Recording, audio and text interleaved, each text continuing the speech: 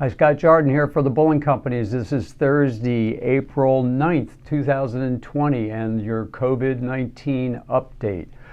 First off, thank you very much for all the comments that I got for last week's video and the previous videos. We're just trying to communicate and be transparent with you, our customers, about what's going on as far as our production, supply chain, and everything else. So let me get started on the recap. First off, since we started making Eric Spray and Go, we've produced enough product to disinfect 33 million square feet of surfaces. That's a lot of square feet. So thank you for all the customers that have purchased the product, and we're very pleased with the Spray and Go, given it has a 5-minute dwell time. That gives you a lot more coverage than a 10-minute dwell time product, because in most cases you'd have to put down twice as much product.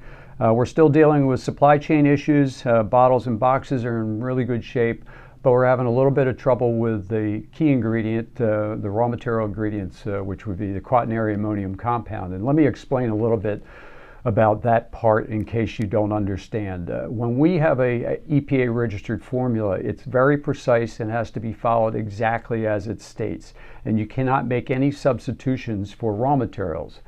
They do give you a choice of dyes and perfumes, so you can move that around a little bit, but the key raw materials, you can't deviate from them in any way. You have to use whatever's specified in the master formula, and it has to be done precisely, so you have to have good quality control procedures in place, and then you also have to be able to test in your labs. Every batch that we make is titrated. That allows you to check the individual amount of quat or other ingredients that are in the product, so that it will actually kill the things that it was tested against originally. So we don't have any flexibility. So if we can't get all the raw materials that are needed to formulate a particular product, we just can't wing it and substitute like a different flour or something like that when you're making bread or something else.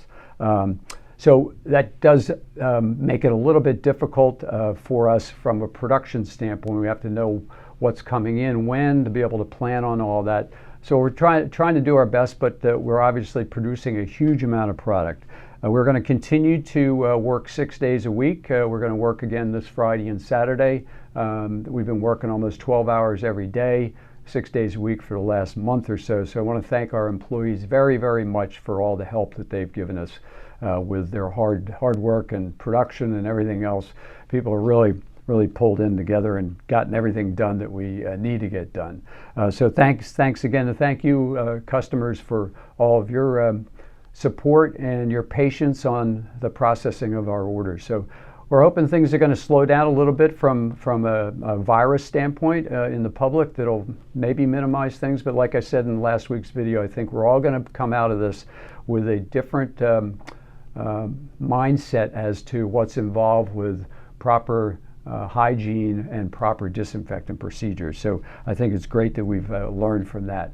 I have a special guest with me today that wants to close off this week's video by making a statement. You might have noticed he's standing here next to me, a little bit younger than the Trump that we know. Back then he was Mr. Trump versus President Trump. So let me pick Mr. Trump up and see what he has to say. Try to avoid shaking hands whenever possible.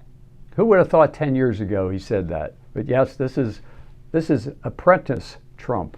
So thank you very much for all of your support and watching the videos, and who knows what Mr. Trump might say next week. Thanks a lot.